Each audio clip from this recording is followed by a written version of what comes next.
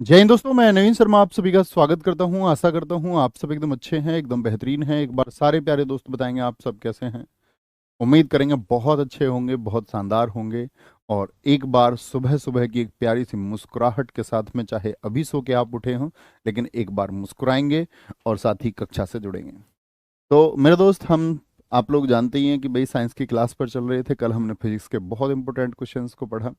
उम्मीद करूंगा आपने चीज़ों को एक बार अच्छे से एनालिसिस किया होगा, अच्छे से पढ़ा होगा, तो आप समझे होंगे हाँ भैया ये वाकई में एग्जाम ओरिएंटेड क्वेश्चंस है और इसके इर्द गिर्द प्रश्न पूछे जाते हैं। ठीक है। साजिया प्रवीण, चंद्र प्रकाश कुशवाहा, सुजाता भारती, सनोज कुमार, स्वागत जायसवाल, स्वागत है मेरे भाई। हिमांशु, बलवंत चौहान, हिमांशु, सुधीर भारती आते हैं। आज हम केमिस्ट्री के क्वेश्चंस करेंगे दोस्त, और उन्हीं के इर्द गिर्द प्रश्न जो सबसे ज़्यादा पूछे जाते हैं। वही वंडर क्लास का मतलब है कि भैया परीक्षा में जाएं तो आपका ये हमारे लिए लाभदायक हो। ठीक है, हमारी समझ विकसित हो।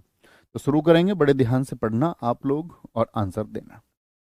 परमाणु के नाभिक में, यानी कि एटम का जो न्यूक्लियस होता है, न्यूक्लियस यानी न्यूक्लियस को क्या बोलते हैं? नाभिक। नाभिक में मूल कण कौन कौन से होते हैं? जो नाभिक होता है, जो नाभिक है उसमें साथी न्यूक्लियस जो है, ये इसमें मूल कण कौन कौन से होते हैं? इलेक्ट्रॉन और न्यूट्रॉन होते हैं भैया। इलेक्ट्रॉन और प्रोटॉन होते हैं, प्रोटॉन और न्यूट्रॉन होते हैं। केवल इलेक्ट्रॉन, देखो इलेक्ट्रॉन नाभिक में नहीं होते हैं। इलेक्ट्रॉन तो चक्कर लगाते हैं। इलेक्ट्रॉन तो क्या करते हैं? इलेक्ट्रॉन तो भैया चक्कर लगाते हैं। प्रोटॉन और न्यूट्रॉन होते हैं। और प्रोटॉन और न्यूट्रॉन को ही हम क्या बोलते हैं? न्यूक्लियॉन कहते हैं। क्या बोलते हैं? पूछ लेना, न्यूक्लियॉन कौन कहलाते हैं? तो न्यूक्लियॉन है प्रोटॉन और न्यूट्रॉन। प्रोटॉन का साइन पी, न्यूट्रॉन का एन, और इलेक्ट्रॉन का साइन ई। ठीक है। क्योंकि इलेक्ट्रॉन तो क्या करते हैं भैया? इलेक्ट्रॉन तो चक्कर लगाते रहते हैं। ठीक है, इलेक्ट्रॉन तो चक्कर लगाते रहते हैं। ओके, आगे। निम्न युग्मों में से कौन सा एक कण है जो प्रतिकण का युग्म है? प्रतिकण मतलब जो एंटी पार्टिकल और पार्टिकल का एक पेयर है। अब भैया कैसे पता चलेगा कौन आपका पार्टिकल एंटी पार्टिकल है? तो उसके लिए दो चीजें आपको पता होनी चाहिए कि पार्टिकल एंटी पार्टिकल की प्रॉपर्टी होती है कि उनके जो द्रव्यमान है, उनके जो मास हैं वो बराबर होने चाहिए। द्रव्यमान क्या होने चाहिए? Mass will be equal. And charge, जो उस पर आवेश होता है, आवेश जो होता है वो अपोजिट होना चाहिए। आवेश क्या होना चाहिए? विपरीत होना चाहिए। ठीक है। क्या बोलेंगे? आवेश विपरीत होना चाहिए। आप समझे? Mass should be equal and charge should be in opposite. ठीक है, वो विपरीत होने चाहिए। फिर तो देखें भैया, तो द्रव्यमान किस किस के बराबर हैं? क्या इलेक्ट्रॉन और पॉजिट्रॉन के द्रव्यमान बराबर होते हैं? जी भैया। देखो, आपका इलेक्ट्रॉन का जो द्रव्यमान होता है, इलेक्ट्रॉन का जो मास होता है, मास कितना होता है? इलेक्ट्रॉन का द्रव्यमान होता है 9.1 इंटू 10⁻³ kg होता है जी। इलेक्ट्रॉन पर जो चार्ज होता है, जो आवेश होता है इस पर, वो कितना होता है? आप कहेंगे माइनस के 1.6 इंटू 10⁻⁹ कोलाम्ब होता है। क्योंकि आवेश का मात्रक क्या होता है? कोलाम्ब होता है। ठीक है। तो भैया फिर पॉजिट्रॉन की बात करें, ये तो इलेक्ट्रॉन की बात होगी। अगर हम पॉजिट्रॉन की बात करते हैं, तो पॉजिट्रॉन का भी सेम मास होता है, जिसकी खोज एंडरसन ने की। पॉजिट्रॉन की खोज एंडरसन ने किस ईयर में की थी, ये मैंने आपको बताया था, जरा आपकी तरफ से आंसर आए कल की क्लास का। तो आप कहेंगे पॉजिट्रॉन का जो भैया मास होता है, वो होता है आपका 9.1 10⁻⁻13 kg, यानी सेम एज इलेक्ट्रॉन। लेकिन जो इस पर चार्ज होता है, चार्ज का मतलब आवेश जो इस पर होता है, वो होता है 1.6 प्लस में 1.6 इंटू 10⁻⁻19 कोलाम्ब होता है। ठीक है, कोलाम्ब होता है। तो आप क्या देखेंगे? दोनों को देख दिया ध्यान से। तो मास क्या हो गए? बराबर हो गए। और चार्ज क्या हो गए? यहाँ नेगेटिव चार्ज था। भाई इलेक्ट्रॉन हमेशा कैसा होता है? नेगेटिव होता है। और पॉजिट्रियन पर जो चार्ज होता है वो आपका कैसा होता है? वो भैया पॉजिटिव होता है। यहाँ नेगेटिव चार्ज, वहाँ पॉजिटिव चार्ज। समझ गए? तो ये बात क्या हो गई? क्लियर हो गई। कभी आपसे प्रोटॉन और न्यूट्रॉन के बारे में क्वेश्चन पूछे, जैसे प्रोटॉन की बात हम करें, तो प्रोटॉन का जो मास है वो कितना होता है? अलग से लिखते हैं इसको। अगर मैं आपसे बोलूं, प्रोटॉन की अगर हम बात करें, प्रोटॉन की खोज किसने की थी, किस ईयर में की थी? मैंने कहा ईयर बहुत इंपॉर्टेंट है। ईयर बहुत इंपॉर्टेंट है। ठीक है। तो जो प्रोटॉन है साथी उसका मास कितना होता है, प्रोटॉन का द्रव्यमान कितना होता है, ना जाने कितनी बार पूछा जाता है। आप कहेंगे भैया प्रोटॉन का द्रव्यमान होता है 1.6 इंटू 10⁻⁻17 kg होता है। ठीक है, और इसी को हम कहते हैं, प्रोटॉन का जो मास है इसी को हम कहते हैं आपका एक, क्या बोले, AMU। क्या बोलते हैं, एक AMU किसके बराबर होता है। अगर हम प्रोटॉन के साथ ही चार्ज की बात कर लें, इस पर आवेश कितना होता है, तो आप कहेंगे 1.6 इंटू 10⁻⁻19 कुलाम होता है। यानी जो पॉजिट्रॉन पर होता है, जो पॉजिट्रॉन पर होता है वही आवेश प्रोटॉन पर भी होता है, वही आवेश प्रोटॉन पर भी होता है। दोनों धनात्मक होते हैं, दोनों पॉजिटिव होते हैं। कोई दिक्कत, कोई परेशानी। तो क्या बचा फिर आपका, फिर न्यूट्रॉन से भी पूछ सकता भैया इस तरह। तो न्यूट्रॉन को भी ले लीजिए, न्यूट्रॉन को भी लिखेंगे एक बार। न्यूट्रॉन की अगर हम बात करें, इसकी न्यूट्रॉन, न्यूट्रॉन का मास कितना होता है, न्यूट्रॉन का जो मास है, मास होता है आपका 1.6 इंटू 10⁻⁻27 kg। यानी कि सेम किसके जैसा है, सेम किसके जैसा है, प्रोटॉन के जैसा है। लेकिन इस पर जो चार्ज होता है, न्यूट्रॉन पर क्या कोई चार्ज होता है, आप कहेंगे इस पर चार्ज होता है भैया 0। तो परमाणु, या मैं आपसे पूछूं कौन सा वो साथी आपका कण है जिस पर आवेश जो है वो शून्य होता है, कौन सा पार्टिकल है जिस पर जो आपका चार्ज है वो 0 हो जाएगा, तो आप क्या बोलेंगे, वो भैया न्यूट्रॉन होगा, जिसकी खोज चैडविक ने की थी। कोई दिक्कत, कोई परेशानी। बहुत बढ़िया, कई साथियों ने तो लिखा है रदरफोर्ड 1920 लिख रहे हैं, नहीं भैया, पॉजिट्रॉन की खोज एंडरसन ने की थी, एंडरसन ने। अगर और किसी के बारे में लिख रहे हैं आप, शुभम मलाकार, बहुत थैंक यू। कोई दिक्कत इतनी बात में, इतनी बात में। तो यहाँ पर एक एटॉमिक मास यूनिट कितना होता है, एटॉमिक मास यूनिट, एटम के जो मास की यूनिट है वो क्या है, वो प्रोटॉन का मास है, प्रोटॉन का मास है। ऐसे ही एक नंबर और पूछा जाता है आपसे, आवोगाद्रो नंबर कितना होता है, बता सकते हैं। आवोगाद्रो, आवोगाद्रो नंबर क्या होता है।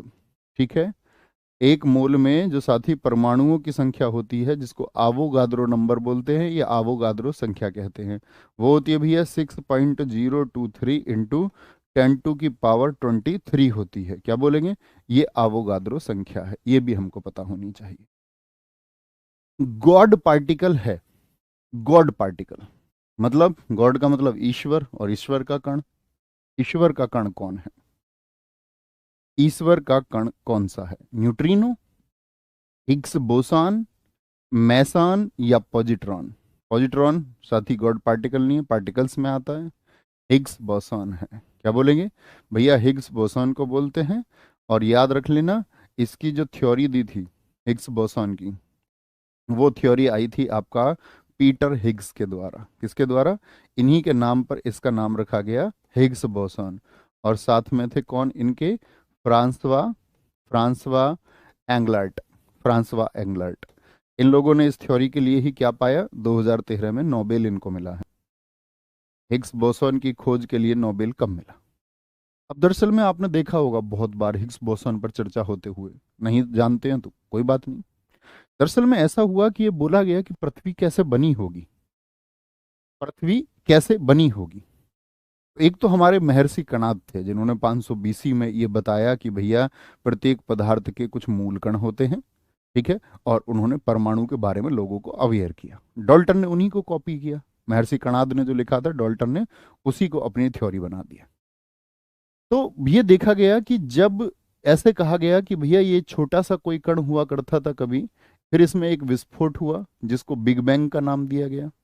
इसमें कोई एक विस्फोट हुआ, ये विस्फोट को क्या बोला गया, बिग बैंग। और बोला गया कि इसके बाद जो चीजें हैं ना वो फैल रही हैं, फैल रही हैं। बिग बैंग का मतलब भी क्या है कि चीजें में एक विस्फोट होने के बाद में एक फैलाव हुआ, चीजें बढ़ रही हैं। तो जब चीजें इधर से उधर बढ़ रही हैं, उनका प्रसार हो रहा है, तो ये तो बिग बैंग का सिद्धांत हो गया। तो भैया इसमें हिग्स बोसॉन क्या है, देखो अभी आप जानते हैं किसके बारे में, इलेक्ट्रॉन के बारे में जानते हैं, प्रोटॉन नाम सुना है, न्यूट्रॉन नाम सुना है। तो आप कहेंगे भैया इलेक्ट्रॉन, प्रोटॉन, न्यूट्रॉन, इनके मास तो हमको पता है। इलेक्ट्रॉन, प्रोटॉन, न्यूट्रॉन के मास मैंने आपको बताया ना कि उनमें कुछ द्रव्यमान है, लेकिन ये भी किसी ना किसी से मिले हुए, मिलके बने होंगे ना। तो बोला गया भैया हिग्स बोसॉन वही है। जो सब पार्टिकल्स हैं वही क्या है, वही हिग्स बोसॉन है, हिग्स बोसॉन। उन्होंने कहा कि भैया इलेक्ट्रॉन प्रोटॉन न्यूट्रॉन भी किसी चीज से मिलके बने हैं। वो सब पार्टिकल ऐसे सब पार्टिकल हैं जिनके मास के बारे में हम नहीं जानते। अभी तक कोई ऐसा वैज्ञानिक प्रयोग नहीं हुआ है, ना साइंस ने, जो इनसे ये मिलके बने हैं उनके अंदर क्या मास है वो नहीं जानते। मतलब उनके मास को डिफाइन नहीं किया जा सकता। देखा ये भी गया कि कुछ में मास है ही नहीं, यानी द्रव्यमान है ही नहीं। तो उन्हीं अनसुलझे पहलुओं को, उन्हीं सब पार्टिकल्स को गॉड पार्टिकल कहा गया, और उसी को हिग्स बोसन, क्योंकि वैज्ञानिक का नाम था, हिग्स नाम दिया गया। ठीक है, कोई दिक्कत, कोई परेशानी? निम्नलिखित में से कौन सा कण है जो आवेश रहित है? आवेश रहित मतलब चार्जलेस, जिस पे कोई चार्ज नहीं होता। अल्फा कण धनावेशित होते हैं, इलेक्ट्रॉन पे हमेशा ऋणावेश होगा, एक नेगेटिव चार्ज होगा। ठीक है, न्यूट्रॉन पे क्या होगा साथी? तो आप क्या बोलेंगे? भैया न्यूट्रॉन जो होता है वह आपका आवेश रहित होता है, आवेश रहित होता है। किसमें पाए जाते हैं भैया? परमाणु। अभी मैंने कुछ नाम लिए थे, मुझे बताओ। जो साथी, अगर मैं आपसे पूछूं एटम, एटम किसको बोलते हैं? परमाणु को।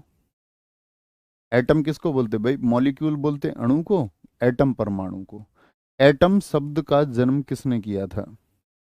एटम शब्द का जो प्रयोग किया सबसे पहले, वो किया था डेमोक्रेटस ने। किसने? भैया डेमोक्रेटस ने किया।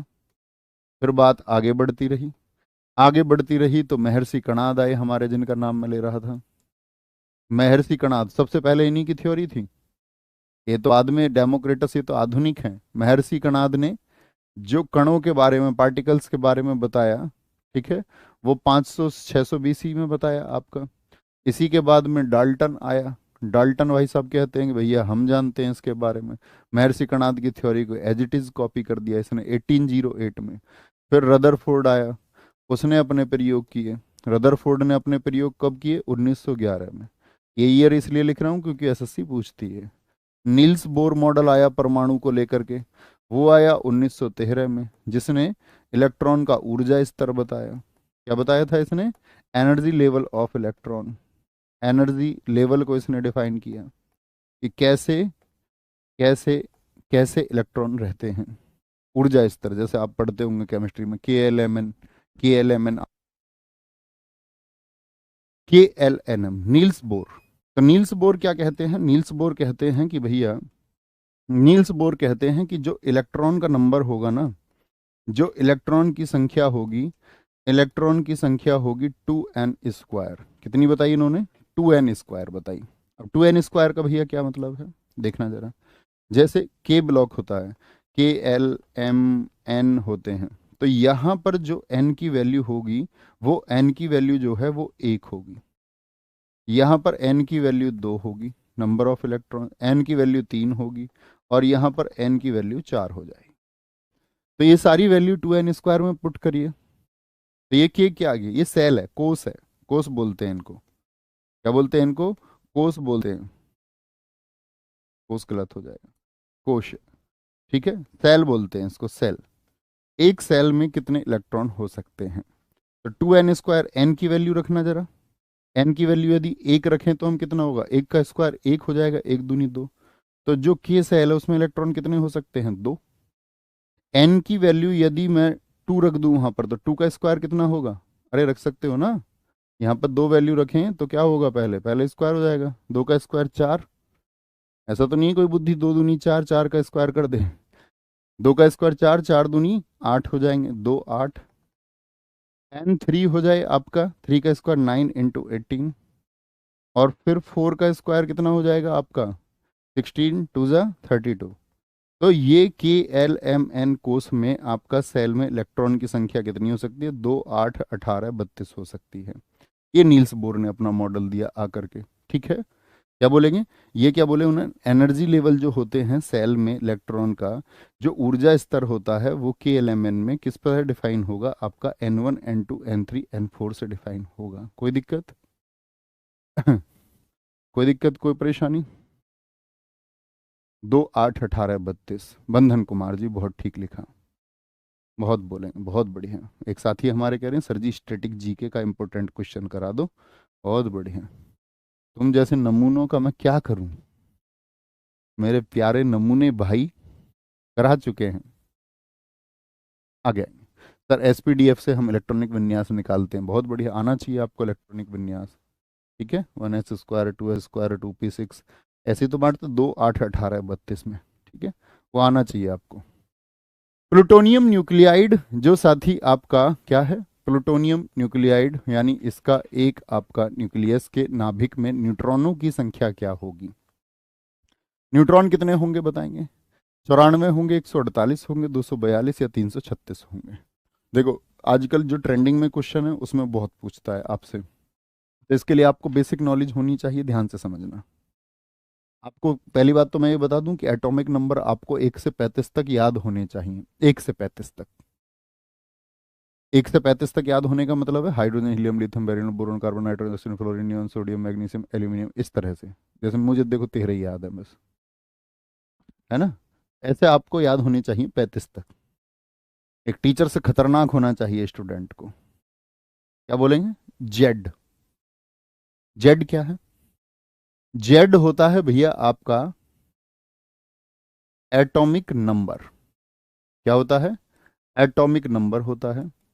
जेड को ही भैया हम परमाणु क्रमांक कहते हैं।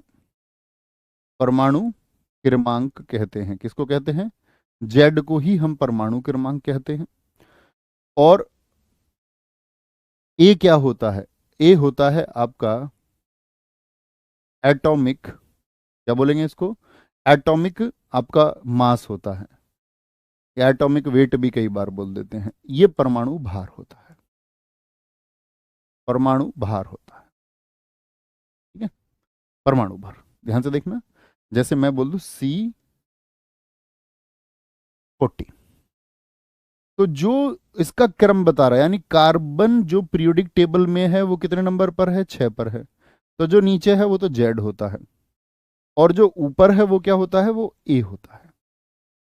यानी भार, एटॉमिक मास या परमाणु द्रव्यमान या परमाणु भार कहां पर होगा, हमेशा भार ऊपर ही तो लदा रहता है, आपके सिर पर ही तो होगा। जी भैया, तो क्या बोलेंगे, ऊपर क्या होता है, हमेशा भार होता है, नीचे जो होता है वो परमाणु क्रमांक होता है। कोई दिक्कत, परमाणु क्रमांक जेड बराबर होता है प्रोटॉन। जितना जेड होगा उतने ही नाभिक में प्रोटॉन होंगे। ठीक है, और जितने प्रोटॉन होंगे उतनी ही संख्या इलेक्ट्रॉन्स की होगी। ये हमेशा बराबर होते हैं, हमेशा बराबर होते हैं। जैसे मुझे बताइए, अगर मैं बोलूँ ये कार्बन जो है, इसको क्या नाम है, ये कार्बन जो है, इस कार्बन में प्रोटॉन कितने होंगे, सारे दोस्त आंसर करें। कार्बन में प्रोटॉन कितने होंगे, कार्बन में प्रोटॉन कितने होंगे, सारे दोस्त आंसर करें। आप कहेंगे भैया जेड आपने बताया, जितने प्रोटॉन उतने ही इलेक्ट्रॉन, यानी कि जेड तो 6 हो गया। ठीक है, जैसे मैं आपसे बोल दूं, मैं आपसे बोल देता हूं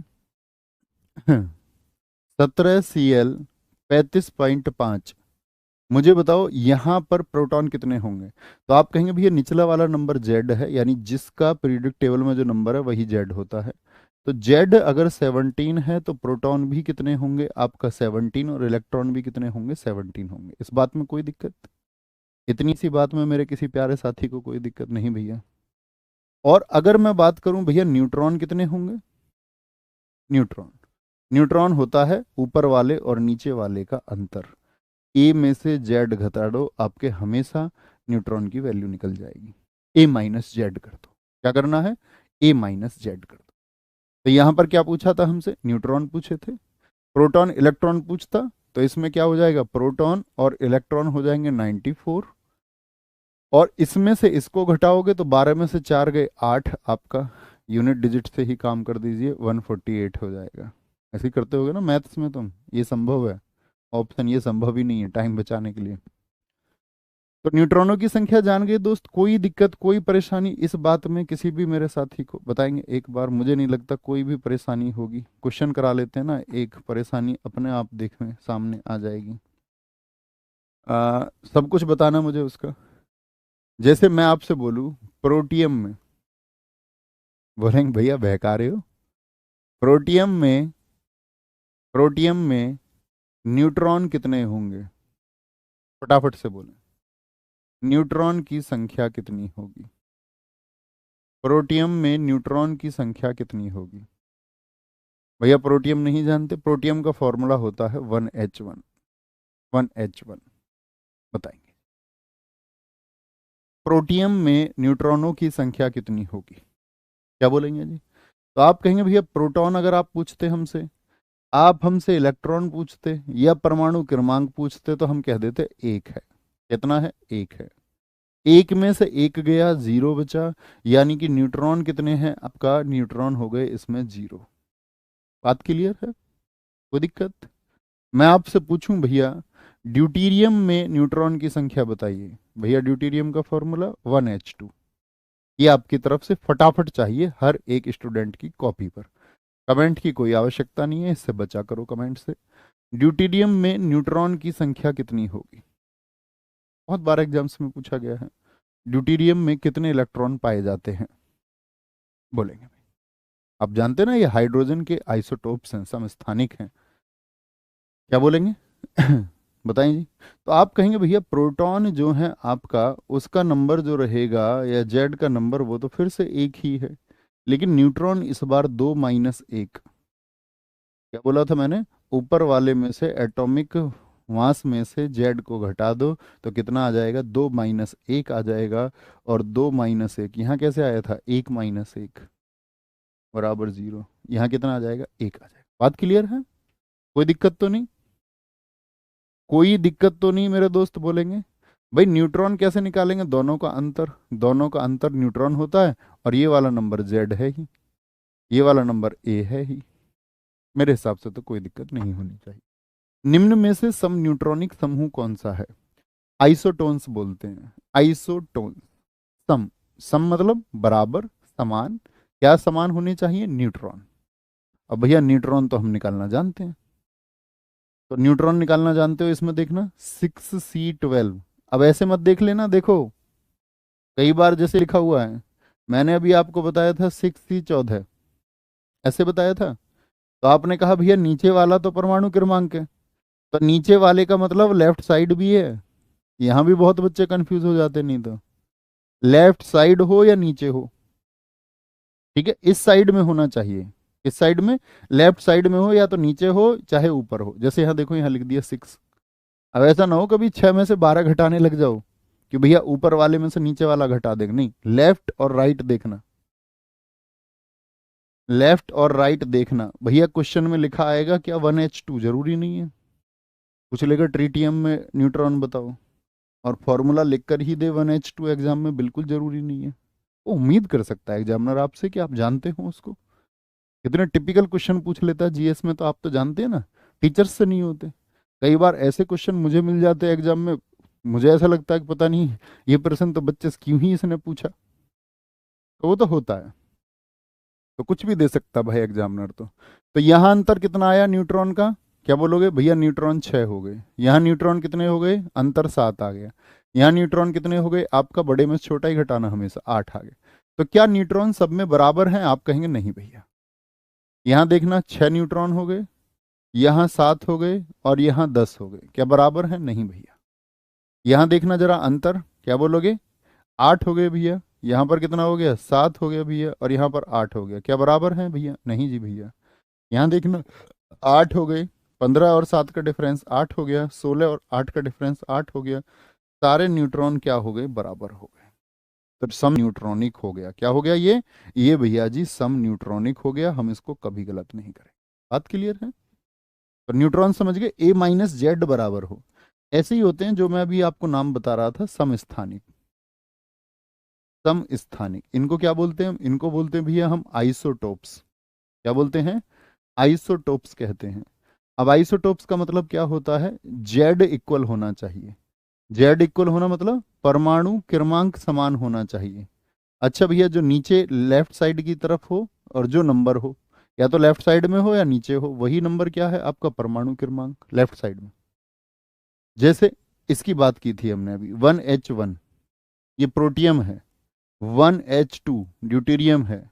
जैसे हम बात करें आपसे 1H3 ये ट्रीटियम है। इसका नाम होता है ट्राइटियम, भी कई बार बोलते हैं, ट्रिटियम भी बोलते हैं इसको, ट्रिटियम। इसका नाम मैं आपको बता ही चुका। इन सब में मुझे बताइए परमाणु क्रमांक कितना है, एटॉमिक नंबर कितना है साथी। तो क्या बोलेंगे, जिनके परमाणु क्रमांक क्या हो, समान हो, उनको हम क्या बोलते हैं, समस्थानिक बोलते हैं। यानी एक ही तो स्थान हो गया उनका। पीरियोडिक टेबल में ये भी वन पे आ गया, ये भी वन पे आ गया, ये भी वन पे आ गया, हाइड्रोजन के साथ ही हैं, हाइड्रोजन के समस्थानिक हैं, हाइड्रोजन के। फिर आते हैं आपका संभारिक। संभारिक का मतलब होता है आपका आइसोबार्स। आइसोबार्स होते हैं साथी जिनका जिनका परमाणु द्रव्यमान या आपका परमाणु भार, परमाणु द्रव्यमान क्या होता है, समान होता है। Atomic mass should be equal, ठीक है, इन केस ऑफ आइसोबार्स। तो परमाणु भार कौन सा होता है, जो भैया ऊपर टंगा रहे। जैसे अभी मैं देखता हूं, आपसे पूछूं, आर्गन है, जैसे 18 आर्गन 40 हो गया आपका। मैं बोलूं 19 पोटेशियम 40 हो गया आपका। पोटेशियम को बोले 19 पोटेशियम 40 हो गया आपका। या मैं बोल दूं कैल्शियम का 20, कैल्शियम 20 पे आता है पीरियोडिक टेबल में, और 40 हो गया। तो यहाँ देखिए, ये जेड है, जेड डिफरेंट है या नहीं है, परमाणु क्रमांक अलग अलग है जी भैया, लेकिन परमाणु भार यानी द्रव्यमान संख्या ए को देखिए, ए कितना, ये भी 40, ये भी 40 और ये भी 40। तो अगर कभी ऐसा केस बने तो क्या हो जाएंगे, आइसोबार हो जाएंगे, आइसोबार हो जाएंगे। तो तीनों चीजें समझ में आई, आइसोटोप भी, आइसोबार भी, और आइसो न्यूट्रॉन भी, आइसोटोन जिनको हम बोलते हैं, आइसोटोन बोलते हैं। क्वेश्चन बनता है, सबसे ज्यादा आइसोटोप्स किसके हैं, बताओ जी, सबसे ज्यादा समस्थानिक किसके हैं। अब तुमको इन संख्या निकालने में, इन चीजों में अंतर नहीं, कंफ्यूज नहीं होना। सबसे ज्यादा जो समस्थानिक होते हैं वो होते हैं आपका किसके, पीओ के, यानी पोलोनियम के हैं। 27 इसके आइसोटोप्स हैं। कितने आइसोटोप्स हैं इसके, 27, 27। यहाँ से एक बात और ध्यान आती है हमको, यहाँ से एक बात और ध्यान आती है, कुछ तत्वों के लैटिन नेम भी पूछ लेता है, लैटिन नेम, लैटिन नेम पूछ लेता है, मतलब लैटिन भाषा में उसको किस नाम से बोलते थे। अच्छा, सोडियम का जो प्रतीक चिन्ह है वो क्या है, वो बताओ सारे। सोडियम का प्रतीक चिन्ह भैया एन ए है, एन ए है। अब सोडियम का नाम आप देखना जरा, सोडियम में कहीं भी एन वर्ड आ रहा है, सोडियम में कहीं भी एन वर्ड आ रहा है, आप कहेंगे भैया कहीं दूर दूर तक नहीं है, SODIUM ना, ए आ रहा है। फिर इसको Na क्यों कह दिया इन्होंने प्रतीक चिन्ह, तो याद रख लेना, इसका जो लैटिन नाम है वो नेट्रियम है। नेट्रियम के पहले लेटर है एन और ए, एन और ए। जैसे पोटेशियम है, पोटेशियम का साइन क्या है, पोटेशियम की स्पेलिंग में कहीं भी के आता है क्या, आप बोलेंगे भैया पोटेशियम की स्पेलिंग में कहीं भी के आता है, तो फिर इसको के साइन क्यों दे दिया, तो आप बोलेंगे इसका जो लैटिन नाम था, क्योंकि ये तत्वों के जो नाम है वो लैटिन भाषा से आए हैं, कैलियम, तो के इसीलिए लिया गया था, ठीक है। लेड है, जैसे लेड को पीबी कहते हैं, तो उसका नाम प्लम्बम है, क्या है, प्लम्बम है, ठीक है। क्या बोलोगे भैया, कैलियम प्लम्बम। तो ये लैटिन नाम भी कई बार एग्जाम में पूछे जाते हैं, ठीक है। लेड का क्या होगा, जैसे टिन का पूछ लेगा, टिन का प्रतीक चिन्ह क्या है, SN है, तो SN तो आता नहीं कहीं भी भैया, स्टेनम होता है, क्या होता है, स्टेनम, स्टेनम होगा, ठीक है। कॉपर है, कॉपर, तो कॉपर का होता है आपका क्यूप्रम, CU इसीलिए बोलते हैं इसको। बात क्लियर हुई आज।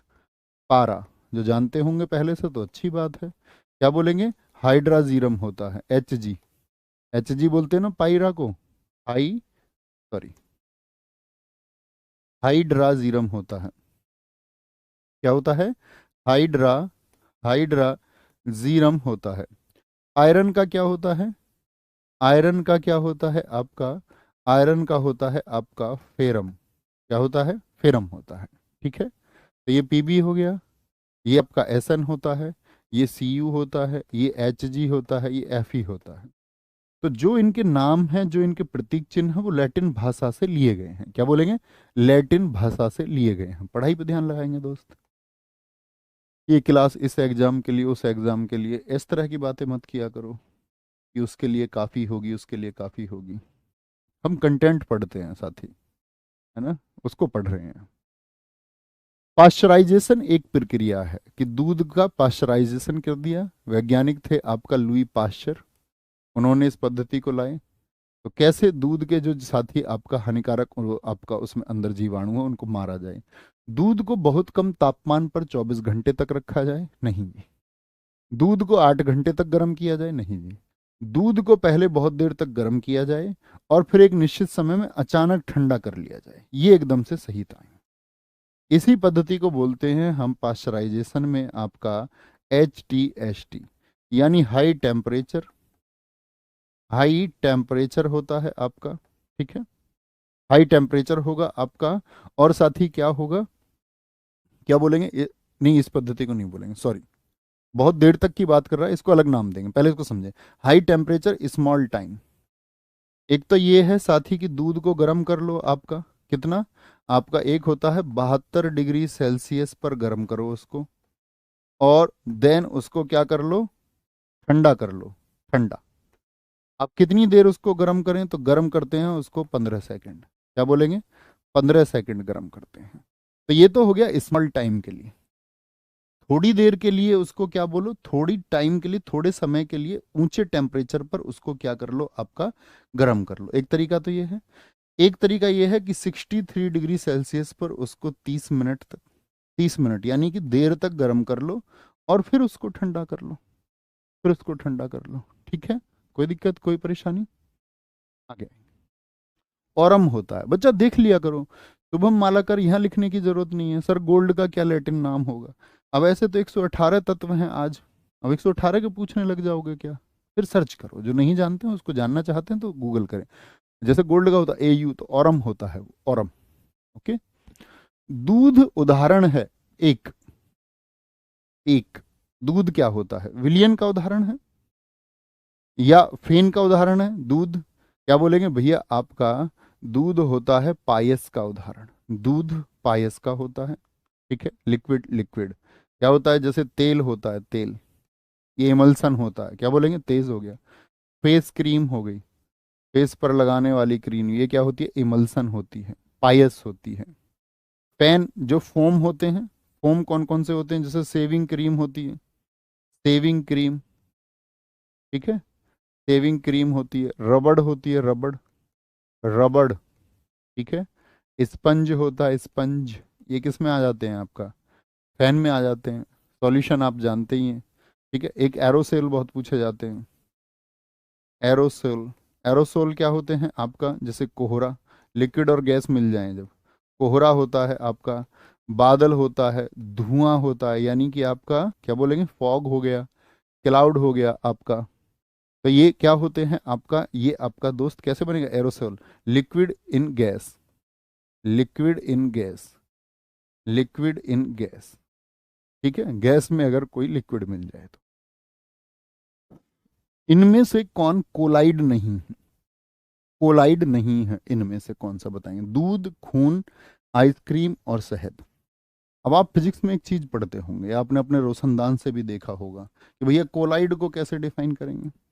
कोलाइड होता है, कोलाइड होता है जो टिंडल प्रभाव को दर्शाए, टिंडल प्रभाव, टिंडल प्रभाव को दिखाता है, शोज द टिंडल इफेक्ट, ठीक है। या मैं आपसे बोलूं कि ब्राउनी गति को दिखाता है, ब्राउनी गति, ब्राउनी मोशन को दर्शाए। अब ये दोनों चीजें आप जानते हैं, टिंडल इफेक्ट और ब्राउनी मोशन क्या होता है। तो आप कहेंगे टिंडल इफेक्ट ऐसे हो सकता है भैया, कैसे बताऊं। टिंडल इफेक्ट कर तो सकते हैं क्लास में, लेकिन यहाँ कोई है नहीं, लाइट बंद करनी पड़ेगी। आप ऐसे समझो, समझ जाओगे आप। एक गिलास है, गिलास में आप पानी भर सकते हैं, आप भी करके देख सकते हो घर। जी भैया, इधर से आप इसमें टॉर्च लगाना, एक साइड से अंधेरे में, और ये देखना जो पानी के अंदर है, पानी के अंदर स्कैटरिंग हो रही है लाइट की, प्रकाश फैल रहा है अंदर या नहीं फैल रहा है, प्रकाश फैल रहा है नहीं फैल रहा है। तो कौन सा कोलाइड नहीं, आप देखोगे दूध के अंदर दूध भर लेना गिलास में, कांच के गिलास में, ऐसा नहीं स्टील के में भर लो कभी, फिर तो लाइट जा ही नहीं पाएगी। कांच के गिलास में दूध भरो, इधर से चारों तरफ अंधेरा करके अपने एक टॉर्च जलाना उस पर या फोन की लाइट जलाना, तो आपको दिखेगा कि दूध के अंदर भी प्रकाश का फैलाव है। तो यानी कि दूध टिंडल इफेक्ट को दिखाता है। ब्लड भर लेना किसी चीज में भैया ये रहने देना, मतलब इसको तो रहने ही देना, ठीक है, मतलब समझ जाओ तुम ऐसी। आइसक्रीम भी टिंडल इफेक्ट को दिखाएगी, ठीक है, लेकिन शहद कभी भी टिंडल इफेक्ट को नहीं दिखाता है, ठीक है, ना ही ब्राउनी गति को। ब्राउनी गति क्या होती है, आपने अपने घर के रोशनदान में देखा होगा, सूर्य की किरणें आ रही हैं, सूर्य की किरणें आ रही हैं, उसमें धूल के कण कितना भागते रहते हैं, बहुत तेज गति रहती है धूल के कणों की, देखा है, जी हाँ, ठीक है। ठोस अशुद्धियों के शुद्धिकरण के लिए कि कौन सी है, आपका दोस्त क्या बोलेंगे, आपका इम्प्योरिटीज को क्या करना है, प्योरीफाई करना है, तो कौन सी प्रक्रिया उपयोगी नहीं है, नहीं है, क्या बोलेंगे आपका। आसवन क्या होता है, जिनके टेम्परेचर्स अलग होते हैं उनको अलग करना, अशुद्धियों के लिए थोड़ी होता है आपका। उर्ध्वपातन हो सकती है भैया, उर्ध्वपातन हो सकती है, जैसे मैं बोलूं आपसे रेत और नेफ्थलीन है, इन दोनों को अलग करना है, तो आप क्या करोगे इसके लिए, इसको प्रयोग कर सकते हैं। तो आप कहेंगे भैया सब्लिमेशन का, तो नेफ्थलीन क्या होगा आपका, ये डायरेक्ट सॉलिड से किस में कन्वर्ट हो जाता है, गैस में, जानते हो ना, नेफ्थलीन आपका अमोनियम क्लोराइड हो गया, आपका आपका कपूर हो गया, पूजा में जो प्रयोग होता है, तो ये क्या हो जाएगा, इससे अलग हो जाएगा, इससे अलग हो जाएगा, ठीक है, बहुत बढ़िया, कोई दिक्कत कोई परेशानी। क्रिस्टलीकरण का प्रयोग भी होता है, ठीक है, अलग क्रिया में, आसवन का नहीं होगा। एक ठोस के सीधे गैस में परिवर्तन को क्या कहते हैं, कोई सॉलिड है, वही किसी चीज को आप गर्म कर रहे हैं, जैसे सॉलिड कोई बर्फ है, भाई सॉलिड क्या है, बर्फ है, इसको आप गर्म करें तो बर्फ का क्या बनेगा सबसे पहले, तो आप कहेंगे सॉलिड से भैया लिक्विड होता है, यानी कि आपका बर्फ से क्या बन जाएगा, पानी बन जाएगा, और फिर भी और गर्म करते रहें तो लिक्विड से क्या बन जाएगी, भाप बन जाएगी, वाष्प बन जाएगी, ठीक है, यही तो प्रोसेस होता है। लेकिन अगर डायरेक्ट सॉलिड से गैस बन जाए, यानी लिक्विड बने ही ना, उसी को हम बोलते हैं आपका सब्लिमेशन, सब्लिमेशन, ऊर्ध्वपातन, और जो इसको फॉलो करते हैं उनको बोलते हैं ऊर्ध्वपातज, क्या बोलते हैं उनको, उनको सब्लिमेट बोलते हैं, सब्लिमेट, कौन कौन से जो नाम मैंने अभी लिए थे। पूजा में आपके कपूर है, कभी भी पिघलेगा नहीं, डायरेक्ट जलाते ही स्वाहा। एक आपका साथी NH4Cl होता है, अमोनियम क्लोराइड होता है, अमोनियम क्लोराइड, इसी को नौसादर हम कहते हैं। एक आपका नेफ्थलीन होता है, नेफ्थलीन होता है, ठीक है, नेफ्थलीन की गोलियां अक्सर आपने देखा होगा, नया पर्स खरीद के आप लाए, उसमें अंदर रखी हुई आई, लड़कों वाले में नहीं, लड़कियों वाले पर्स में आती हैं, ठीक है, शूज में आ जाती हैं, कई बार बैग्स में आ जाती हैं, तो ये क्या होता है, डायरेक्ट जो बदल जाए, ठीक है।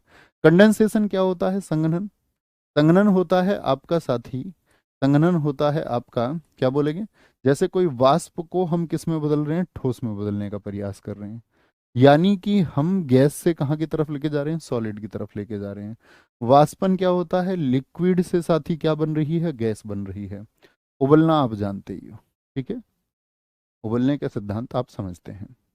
यूनेस्को ने 2019 के उत्सव को रासायनिक तत्वों की आवर्त सारणी के अंतर्राष्ट्रीय वर्ष के रूप में इसने कितने साल पूरे होने का जश्न मनाया, 2019 में कितने का जश्न मनाया, बोलेंगे, तो आप कहेंगे भैया एक हमारे थे मेंडलीव, आवर्त सारणी के जनक कौन है, मेंडलीव, और मेंडलीव ने अपनी जो आवर्त सारणी बनाई थी, Mendeleev father of periodic table हैं, जी भैया हम जानते हैं,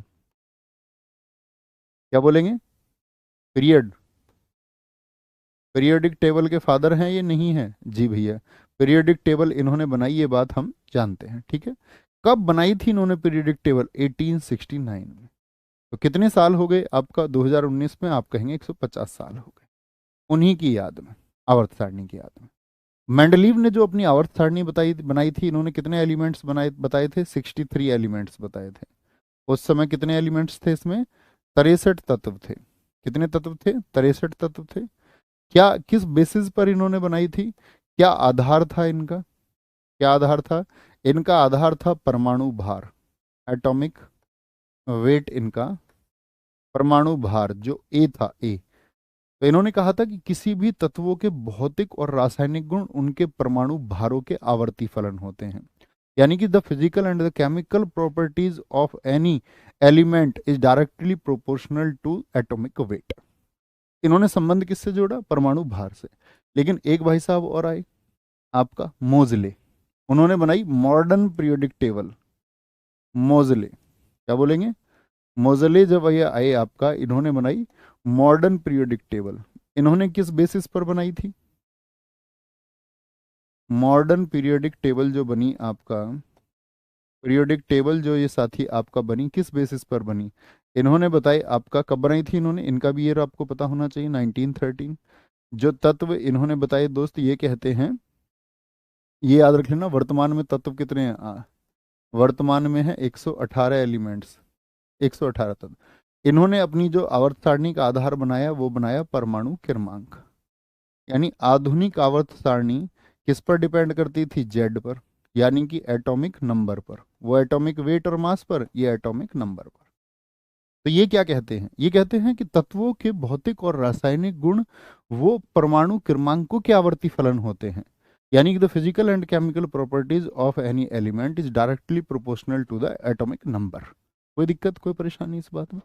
तो दोनों के आधार आपको पता होने चाहिए, ये सबसे इंपॉर्टेंट बात है, सबसे महत्वपूर्ण बात है, और ये अक्सर परीक्षाओं में पूछा जाता है। ठीक है, नेक्स्ट, सबसे अधिक क्रियाशील धातु कौन सी है? बहुत थैंक यू नितिन कुमार जी, बहुत बढ़िया। आगे आएंगे। सबसे अधिक क्रियाशील धातु कौन सी होगी अगर हम बोलना चाहें तो? सोडियम है, कैल्शियम है, आयरन है, या फिर पोटेशियम होगी जो सबसे ज्यादा क्रियाशील होती है? क्या बोलेंगे जी? सबसे ज्यादा क्रियाशील होती है भैया पोटेशियम। ठीक है, सोडियम को कहाँ रखा जाता है बताएंगे जरा? सोडियम को कहाँ रखते हैं? पोटेशियम, पोटेशियम के बाद में आपका सोडियम होती है, सोडियम के बाद में कैल्शियम, और फिर आपका क्या हो जाती है? Fe हो जाती है। ठीक है, ऐसे ही पूछा जाता है सबसे क्रियाशील धातु, सबसे भारी धातु कौन सी होती है? सबसे भारी धातु, इस तरह के क्वेश्चंस मैं उम्मीद करूंगा आप जानते होंगे, बेसिक्स आप जानते होंगे। ठीक है, यूरेनियम, बेसिक्स जान लो, अगर नहीं जानते हो तो जानना जरूरी है, नहीं जानोगे तो फिर कैसे सफल होंगे? आवर्त सारणी जानते हो पूरी? बताएं जी। आवर्त सारणी आप जानते हैं सारी की सारी, नहीं जानते हैं? बोलना, बोलो भाई। जानते हैं, पढ़ी है? जी भैया पढ़ी है।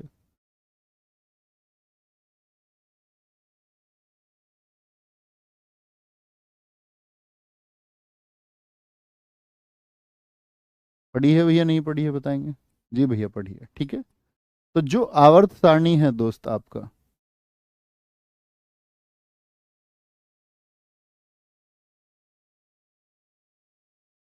जो आवर्त सारणी है आपका,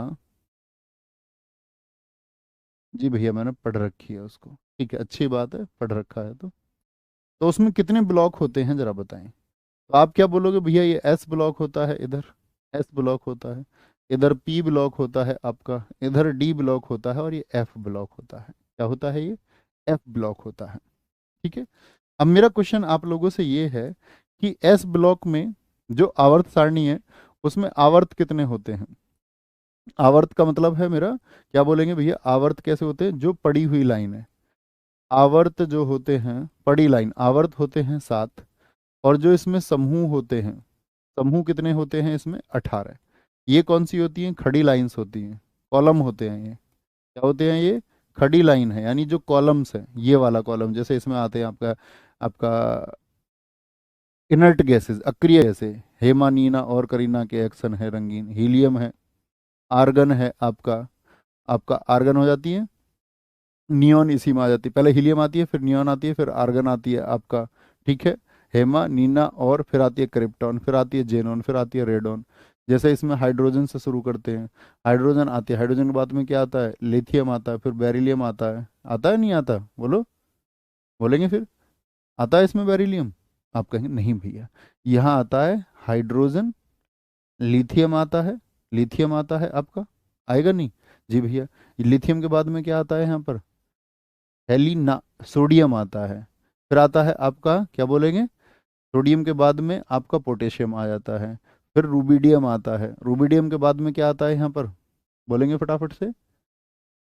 सजे आता है, कहा आता है सीजियम आता है, फिर फ्रांसियम आता है। इसमें कौन सा आता है? यहाँ पर बेरिलियम आता है, बेरिलियम आता है, यहाँ पर मैग्नीशियम आ जाता है, यहाँ पर कैल्शियम आ जाता है, कैल्शियम के बाद में क्या आता है? स्ट्रोंशियम आ जाता है, फिर बेरियम आ जाता है, बेरियम। ठीक है, फिर आपका RA आ जाता है। ठीक है, कोई दिक्कत कोई परेशानी? तो ये तो जनरल बात हुई। मैं आपसे जो जानना चाह रहा हूँ वो मुझे बताएं कि भैया आवर्त कितने होते हैं, वो 7 होते हैं, और समूह कितने होते हैं, वो आपके 18 होते हैं, 18 खड़ी लाइन। ठीक है, तो जो एस ब्लॉक है उसमें कौन कौन सी लाइन आ जाती है आपका, एक दो समूह आएंगे, एक दो खड़ी लाइन, तो ये 1 है, ये 2 है।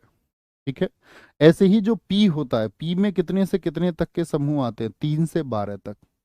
तीसरा यहाँ आएगा, यानी कि हाइड्रोजन हीलियम, लिथियम बेरिलियम, ये बोरॉन है, बोरॉन है। बोरॉन के बाद में क्या आ जाता है, hydrogen helium lithium beryllium boron, carbon, nitrogen, oxygen, oxygen, फिर फ्लोरीन, और फिर नियोन आता है। ये आते हैं ना भाई, बोरॉन फैमिली आती है, क्या बोलते हैं, हाइड्रोजन आता है, फिर हीलियम आता है, फिर इधर आ जाता है लिथियम, क्या आ जाता है, लिथियम, इधर बेरिलियम, यहाँ आते हैं फिर boron, carbon, nitrogen, oxygen, fluorine, और फिर नियोन आता है। आएंगे नहीं आएंगे, यस और नो? सारे दोस्त बोले जी भैया आते हैं। तो जो पी आपका शुरू होता है, पी वो 3 से 12 समूह तक होता है, 3 से 12 कॉलम तक होता है। ठीक है, डी जो होता है आपका दोस्त, वो होता है आपका, डी क्या बोलेंगे, SPD, सॉरी मैं गलत बोल गया। पी जो होता है आपका, पी कहाँ से होता है, 13 से 18, एक दो, क्या बोलेंगे यहाँ पर, फिर आपका ये बीच वाले नंबर भी तो बचे, क्या बोलेंगे यहाँ, पी जो होता है आपका, पी जो होता है वो होता है 3 से, फिर मैं वही ध्यान लगा रहा हूँ, पी पी होता है आपका किससे, पी होता है आपका 13 से 18, लास्ट होगा ना, ये 13 14 15 16 17 18 होता है। जो डी होता है, डी होता है दोस्त, वो होता है 3 से 12, यानी 1 2 3 4 5 6 7 8 9 10 11 होता है। और जो एफ होता है आपका, एफ होता है, उसमें आपका 28 एलिमेंट्स को हम अलग से रखते हैं जो नीचे हैं, इन्हीं को हम बोलते हैं आपका, इन्हीं 28 एलिमेंट को हम बोलते हैं लेंथिनाइड और एक्टिनाइड। क्या बोलते हैं, लेंथिनाइड, लेंथेनाइड बोलते हैं इन्हीं को, क्या बोलते हैं, लेंथेनाइड कहते हैं। लेंथेनाइड होते हैं जिनका एटॉमिक नंबर कितने से है, 58 से 71 तक एटॉमिक नंबर हो जिनका। ठीक है, और एक होते हैं एक्टिनाइड, क्या होते हैं, एक्टिनाइड। एक्टिनाइड कौन से होते हैं, जिनका परमाणु क्रमांक 89 से 103 है, 103 है। ठीक है, याद रखें। तो पहले एस आएगा, फिर पी, फिर डी, फिर एफ आता है। तो क्या बोलेंगे, यहाँ 1 से 2 हो गए, इसमें इसमें डी में होते हैं आपका 3 से 12, और साथ ही आपका 3 से 12 13 से 18 किस में हो जाएंगे, पी में हो जाएंगे, और एफ हो जाएगा। कोई दिक्कत बोलेंगे भाई? हाँ, कैसे भी याद करिए भैया, मैंने पूरी ट्रिक से याद करी है आपका पीरियोडिक टेबल, बड़ी कमाल की बात है, बहुत शानदार। अच्छा, अब देखो यहाँ पर एक चीज़ और बताता हूँ मैं आपको, यहाँ पर कई तरह के क्वेश्चन बनते हैं, चलो आगे आएगा, इनर्ट गैसेस का क्वेश्चन मैंने एक रखा था आपके लिए, वहाँ पे समझाऊंगा वो चीज़ें। नीलम यानी रूबी का रासायनिक सूत्र क्या होता है, नीलम का होता है एल्यूमिनियम आपका साथी ऑक्साइड होता है। कभी भी नीलम पूछ ले, जो ये मणि होती हैं, माणिक्य होते हैं, डायमंड्स जो होते हैं, तो डायमंड्स होते हैं एल्यूमिनियम ऑक्साइड। ठीक है, एक होता है एल्यूमिनियम हाइड्रोक्साइड, एल्यूमिनियम हाइड्रोक्साइड, क्या बोलोगे इसको, एल्यूमिनियम हाइड्रोक्साइड। एल्यूमिनियम हाइड्रोक्साइड किस लिए काम आता है, ये वाटर प्रूफ क्लोथ्स बनाने में काम आता है। क्या बनाने में, वाटर प्रूफ क्लोथ्स। कौन बनाता है, आपका एल्यूमिनियम हाइड्रोक्साइड बनाता है। ठीक है, ऐसे ही आपसे कभी मोती का भी पूछ सकता है, मोती जो समुद्र में पाए जाते हैं, स्टोन्स, उसका क्या होता है, कैल्शियम कार्बोनेट होता है,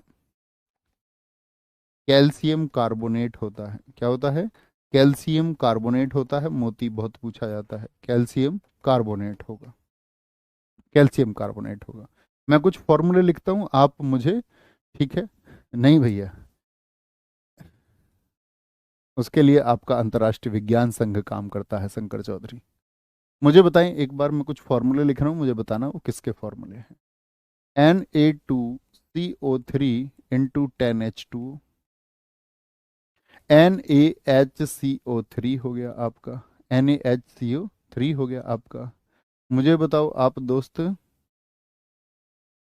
CaSO4 × ½ H2, मुझे बताओ CaSO4 × 2H2O, ये किसका फॉर्मूला होगा? मुझे बताओ Na2B4O7 O7 इंटू 10H2O, ये किसका फॉर्मूला होगा? मुझे बताओ NaNO3, ये किसका फॉर्मूला होगा? मुझे बताओ MgSO4 इंटू 7H2O, ये किसका फॉर्मूला होगा? मुझे बताओ CaOCl2, ये किसका फॉर्मूला होगा? मुझे बताओ आप FeSO4 इंटू 7H2O, ये किसका फॉर्मूला होगा?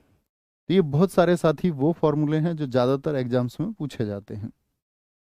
याद है ना, जब आप हम लोग 10th में तो फिटकरी कैसे याद करते, K2SO4 इंटू L2SO4 का होल थ्राइज इंटू 24H2O, भैया ऐसे याद कर लेते थे। ठीक है फिर उसका रासायनिक मतलब रटना पड़ता था, तब उतना आसान नहीं था। Na2, तो ये क्या बोलेंगे? सोडियम कार्बोनेट हो गया, सोडियम कार्बोनेट। और सोडियम कार्बोनेट को ही हम क्या कहते हैं? सोडियम कार्बोनेट को ही हम कहते हैं आपका, क्या बोलते हैं? सोडियम कार्बोनेट को ही हम बोलते हैं आपका, क्या बोलेंगे? बोलो भी फटाफट से। धावन सोडा, धोने का सोडा। ठीक है, वॉशिंग सोडा भी इसको बोलेंगे। धोना का मतलब वॉशिंग होता है, इतना तो जानते होगे ना बुद्धू। सोडियम H आ गया तो सोडियम बाइकार्बोनेट हो गया, ये खाने का सोडा है। सोडियम H आते ही क्या हो गया? बाइकार्बोनेट। कैसा है ये, बताओ फटाफट से। ये भैया आपका बाइकार्बोनेट होता है, यानी ये खाने का सोडा हो गया। किसका हो गया? खाने का सोडा हो गया, खाने का soda. CaSO4 into half H2O, ये क्या होता है? कैल्शियम सल्फेट, आधा मतलब हेमी हाइड्रेट। क्या होता है? कैल्शियम सल्फेट, कैल्शियम सल्फेट और आपका क्या बोलोगे? Hemy hydrate. किसका फॉर्मूला है तीसरा? सारे दोस्त बोलो। Hemihydrate. क्या बोलोगे भैया, किसका फॉर्मूला है? CaSO4 इंटू वो POP हो गया, ये जिप्सम हो गया दोस्त आपका, ये जिप्सम हो गया। क्या बोलोगे? Calcium, calcium sulphate, calcium sulphate हो गया आपका। ये क्या हो गया? ये बोरेक्स का फॉर्मूला है, बोरेक्स, यानी कि सुहागा का फॉर्मूला है, सुहागा, बोरेक्स का फॉर्मूला है। ये क्या है? ये चिली साल्ट पीटर है, सोडियम नाइट्रेट, चिली सोरा बोलते हैं इसको, चिली क्या बोलेंगे? चिली साल्ट पीटर का फॉर्मूला है। MgSO4 7H2, दोनों को देखना, ये FeSO4, ये MgSO4। ये क्या है? ये एप्सम साल्ट है, एप्सम साल्ट का फॉर्मूला है। CaOCl2, ये क्या है? ये व्यंजक चूर्ण है, व्यंजक अर्थात bleaching powder, bleaching, bleaching powder का है, ब्लीचिंग पाउडर, रंग उड़ाने के जो काम आए, ब्लीचिंग। देखा ना, बहुत सारे लड़के ऐसे ऊपर से हरे पीले बाल करवा लेते हैं। ठीक है, क्या बोलेंगे? Calcium CaOCl2। ठीक है कैल्शियम हाइपोक्लोराइट भी बोलते हैं इसको। ये किसका है? ये है आपका ग्रीन विट्रॉयल, हरा कसिस का, हरा कसिस, ग्रीन विट्रॉयल। क्या बोलेंगे? ग्रीन विट्रॉयल का फॉर्मूला है, ग्रीन विट्रॉयल का फॉर्मूला है। कोई दिक्कत, कोई परेशानी? बोलेंगे भी फटाफट से भैया, पांचवे का सुहागा होगा। अनामिका जी, बहुत ठीक उत्तर आपने दिया था, बहुत बढ़िया। ठीक है पलक, आपका स्वागत है बहन। आगे, निम्न में से किसको अनबुझा चूना कहते हैं? जो बुझा हुआ नहीं है, क्विक लाइम पूछता है, क्विक लाइम का फॉर्मूला क्या होता है, बताएंगे? क्विक लाइम का फॉर्मूला क्या होगा सारे दोस्तों की तरफ से? अभी मैंने बताया था CaSO4 इंटू हाफ H2O। ये क्या है? ये प्लास्टर ऑफ पेरिस है, जिससे घर की सीलिंग बनती है ऊपर वाली, ठीक है, मूर्तियां बनती हैं। एक CaSO4 इंटू 2H2O मैंने अभी बताया आपको, ये किसका है? ये जिप्सम का फॉर्मूला है, जिप्सम का, जिप्सम का फॉर्मूला है। ठीक है, यही अनबुझे चूने से, क्विक लाइम से ही याद आता है आपको किसके बारे में? सीमेंट के बारे में। सीमेंट जो पोर्टलैंड ने बनाया था, सीमेंट का आविष्कार किसने किया था? पोर्टलैंड ने। ठीक है, पोर्टलैंड ने किया था। अब ये जो सीमेंट है, ये किससे मिलके बनता है? ये कैल्शियम ऑक्साइड से मिलके बनता है, और साथ ही आपका SiO2, calcium oxide. Calcium oxide मतलब 50 से 60% होता है इसमें, और सिलिकॉन ऑक्साइड होता है 20 से 25%, 20 से 25% होता है। तो कैल्शियम ऑक्साइड ये सिलिका है, सिलिका मतलब रेत है, रेत है। क्या होगा? सिलिका, यानी कि आपका ये रेत है, बोलेंगे। कोई दिक्कत, कोई परेशानी? बहुत बढ़िया जी, ए होगा भैया, ए होगा। तो क्या बोलेंगे? कैल्शियम ऑक्साइड को ही हम क्विकलाइम यानी अनबुझा चूना कहते एल्यूमिनियम का सबसे महत्वपूर्ण अयस्क कौन सा होता है? बॉक्साइट होगा क्या? बॉक्साइट, Al2O3 इंटू 2H2O, ये होता है क्या बॉक्साइट का? जी भैया, सबसे महत्वपूर्ण अयस्क है एल्यूमिनियम का ये। एल्यूमिनियम का साथ ही कोरंडम भी होता है। कोरंडम, कोरंडम क्या होता है आपका? कोरंडम होता है Al2O3 होता है, O3। कैलामाइन क्यों नहीं है जी? कैलामाइन क्योंकि साथी जिंक का है, जिंक का। कैल्साइट किसका है साथी? ये कैल्शियम का है। और लेड किसका? ये पीबी, यानी कि पीबीएस बोलते हैं, गैलेना का फॉर्मूला पीबीएस, लेड का। प्लम्बम अभी बताया था ना, पीबी। मुझे बताओ डोलोमाइट किसका अयस्क है? डोलोमाइट किसका अयस्क है? डोलोमाइट। तो आप कहेंगे डोलोमाइट जो होता है भैया, MgCO3 इंटू CaCO3, किसका कहेंगे? तो आप कहेंगे भैया मैग्नीशियम का भी होता है, कैल्शियम का भी होता है। एग्जामिनर किसका नाम देगा? एक का नाम देगा, मैग्नीशियम कैल्शियम, तो एक को चुन लेंगे। दोनों दे देगा किसी ऑप्शन में, तो दोनों को चुन लेंगे। कैल्वेराइट किसका अयस्क है? कैल्वेराइट किसका? और अयस्क समझते हो ना, ORE। तो क्या बोलेंगे भैया? ये आपका Ag इंटू AU। Ag क्या होता है? चांदी।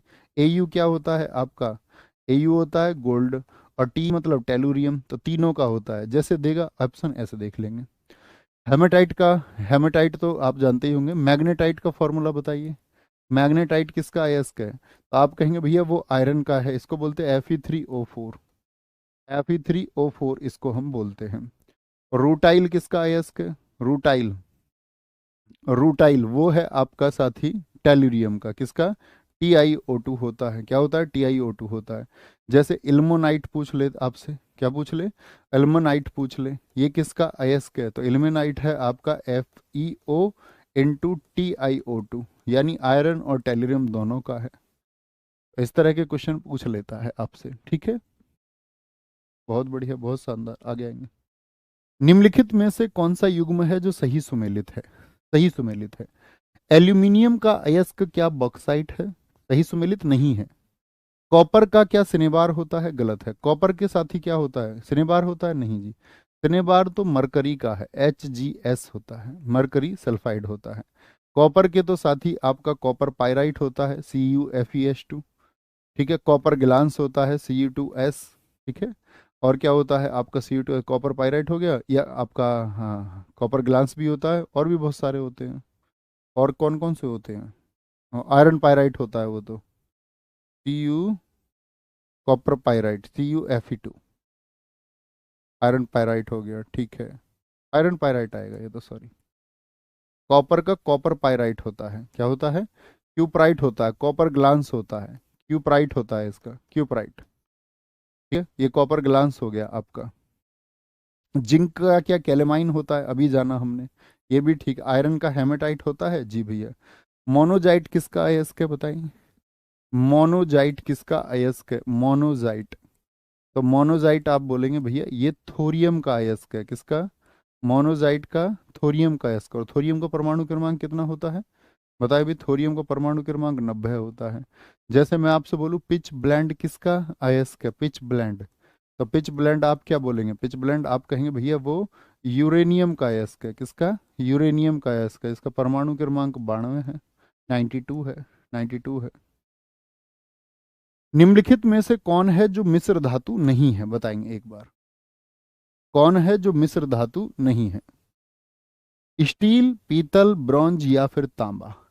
तो स्टील क्या मिश्र धातु है? जी भैया। आयरन में अगर मैं कार्बन मिला दूं तो ही स्टील बनेगी, तो ये तो मिश्र धातु है आपका। पीतल, पीतल की बात करें Cu+Zn, यानी कि आपका कॉपर को 70 और 30% के रेट में अगर मिलाया जाए तो क्या बनता है? पीतल बनता है। ब्रॉन्ज की अगर बात करूं आपका Cu+Sn, कॉपर और टिन को अगर मिला दिया जाए तो ब्रॉन्ज बनेगा। लेकिन तांबा किसी से थोड़ी ना बनेगा, तांबा किसी से थोड़ी ना बनेगा, जी भैया। जैसे मैं बोलूं जर्मन, जर्मन सिल्वर किस किस से मिलके बनता है? कोई कई बार तो ये पूछ लेता है जर्मन सिल्वर में सिल्वर कितने % होता है? आप कहेंगे भैया इसमें सिल्वर होता ही नहीं, कॉपर, निकिल और जिंक होते हैं। जैसे टांका पूछ लेता है, टांका लगता है ना तारों में, PCB बोर्ड पर लगता है, प्राइमरी सर्किट बोर्ड पर। सोल्डर जो होता है आपका, तो ये किससे बनता है? लेड इसमें 67% होता है, और टिन होता है इसमें 37%। जहाजों में जो साथी बहुत मजबूत बर्तन भी बनाए जाते हैं, हवाई जहाज की बॉडी, मैग्नीलियम। तो मैग्नीलियम किससे बनता है? एल्यूमिनियम प्लस मैग्नीशियम होता है। एल्यूमिनियम 90%, एल, अरे ये तो जानते हो ना, एल एल्यूमिनियम है, और मैग्नीशियम आपका लगभग उसने 8 से 10% मिलाया जाता है। ये आपका कितना हो गया? लेड और टिन 67 30, 67 और सॉरी 67, सॉरी 67 नहीं, 63 और 37 के रेशियो में होते हैं, दोनों के दोनों। तो मिश्र धातु से मतलब क्या समझे? मिश्र धातु हो गया जो दो धातु या दो से अधिक धातुओं से मिलके बनी हो। अब धातु क्या होती है? धातु क्या होती है? धातु को कैसे परिभाषित करेंगे? धातु में कौन सी प्रॉपर्टी होनी चाहिए बताएंगे? जो मेटल है, जो साथी मेटल है, उसकी प्रॉपर्टी क्या होती है? मेटल की सबसे जो आपका सबसे महत्वपूर्ण प्रॉपर्टी है, वो है दोस्त आपका कौन सी? उसकी तन्यता, कि धातुओं के तार खींचे जा सकते हैं। जैसे कि आपका क्या बोलेंगे, इसको बोलते हैं डक्टिलिटी। डक्टिलिटी, तन्य होनी चाहिए वो। जैसे सोने के तार खींचे जा सकते हैं, चांदी के तार, एल्यूमिनियम के, कॉपर के, इन सब के तार खींचे जा सकते हैं। दूसरी होती है साथी आपकी मैलाबिलिटी, आघात वर्धनीयता, कि उस पर अगर हम चोट मारे तो वो फैल के उसकी सीट बन सकती है, चादर बन सकती है उसकी। ठीक है, ओढ़ने वाली चादर नहीं, सीट। इसको बोलते हैं मैलाबिलिटी। क्या बोलते हैं? मैलाबिलिटी बोलते हैं। ठीक है, ये